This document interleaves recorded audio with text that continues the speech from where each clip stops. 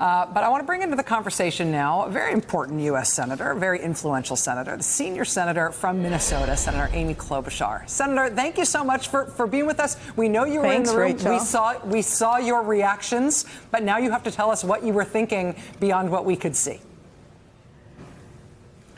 First of all, I thought Stacey Abrams' response was incredible. The warmth, you could just see the positive, optimistic agenda that she has, that all of us have, that we want to bring forward. But when I was in the room today, of course, the president took a different tone than he does, say, at his political rallies. But what I kept thinking is he was honoring these incredible heroes, rightfully so. But each of these heroes had risen to the occasion in their own time. Whether they were soldiers, whether they were officers, they rose to the occasion. And he hasn't done that. You think about the challenges in front of us right now, the challenges of law and order when it comes to those investigations, and that he was calling them partisan.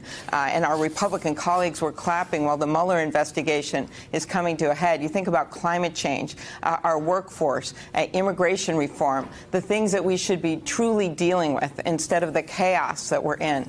And so that's what really bothered me about it. I thought it was wonderful to honor those heroes, but those heroes were heroes for their time. And we need someone in the White House that's a hero for their time.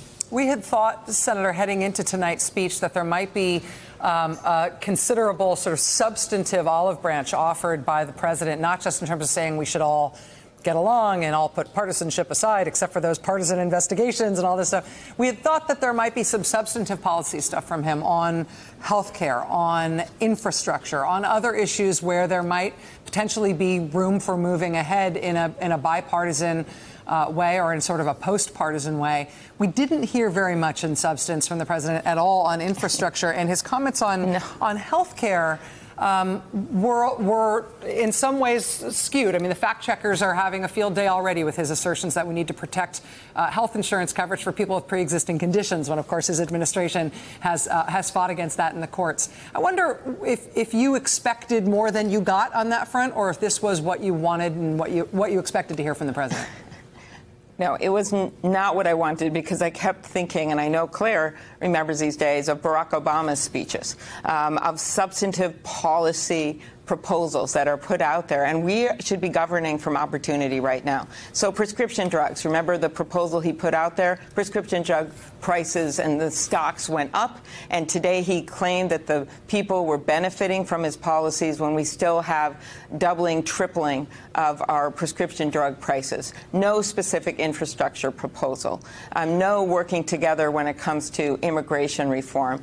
And you can just march through these issues that we're dealing with, privacy issues. He goes after every regulatory issue you can find, and then we still have got big Facebook and tech companies, you know, being able to basically run all over us, and we don't have any privacy policies in place.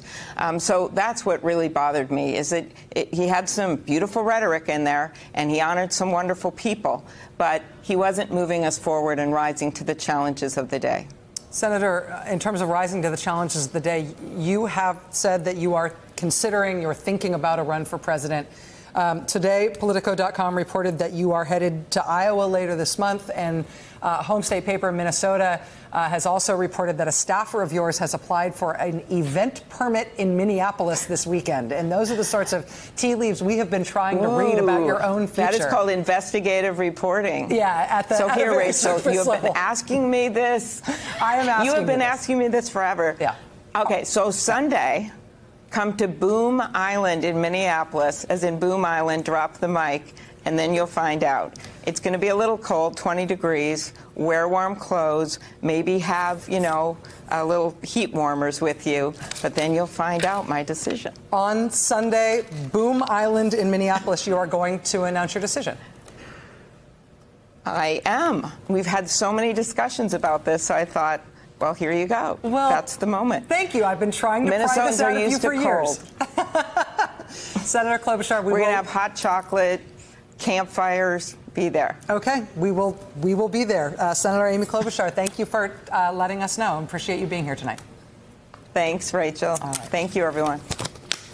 Hey there, I'm Chris Hayes from MSNBC. Thanks for watching MSNBC on YouTube. If you want to keep up to date with the videos we're putting out, you can click subscribe just below me or click over on this list to see lots of other great videos.